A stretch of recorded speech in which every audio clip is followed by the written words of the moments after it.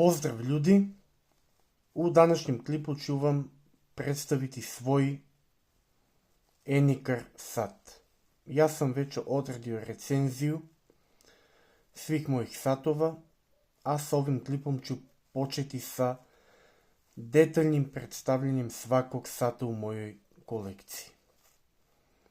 Već sam odradio recenziju za jedan drugi sat, u pitanju je Jacques Le Mans N207ZC, pa ako niste pogledali, možete pogledati i te klipove.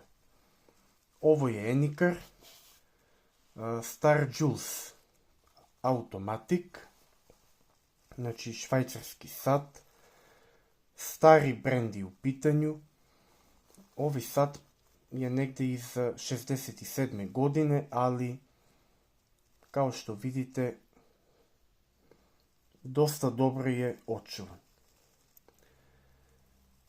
Kućište ima neke tragove nošenja, međutim ništa značajno, a pleksiglas je apsolutno u perfektnom stanju, bez ijedne tačke.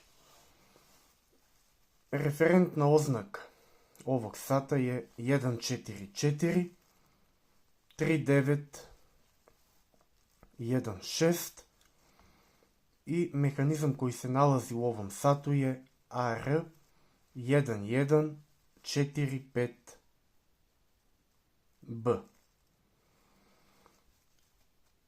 Ovaj sat kuca 18.000 otkucaja po satu.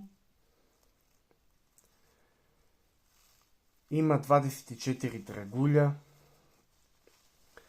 i u pitanju je automatski sat, dakle sa automatskim navijanjem, međutim posjeduje i funkciju ručnog navijanja.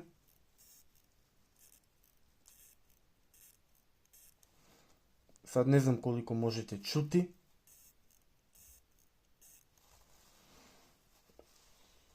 Prečnik sata je 34,5 mm, dužina od luga do luga je 39 mm, a rastojanje ovo između lugova je 18 mm. U pitanju je vrlo lep, elegantan sat sa prikazom datuma na poziciji broja 3, koji je označen crvenom bojom. Vrlo jedan dobar sat, međutim ima jednu manu, nju sam već spomenuo kada sam radio kolekciju satova, znači datum se ne menja brzo, već morate okretati kao kod ruskih satova, dakle do 12, pa zatim nazad do 8. Ovaj sat sam uzeo za nekih 100 eura i imao je neki problem. Ja sam okretao kako bih došao do željenog datuma i onda je dosta kasnio sat, međutim dao sam još nekih 50 eura za servis i zaista mislim da nisam pogrešio. Tako da, to je to.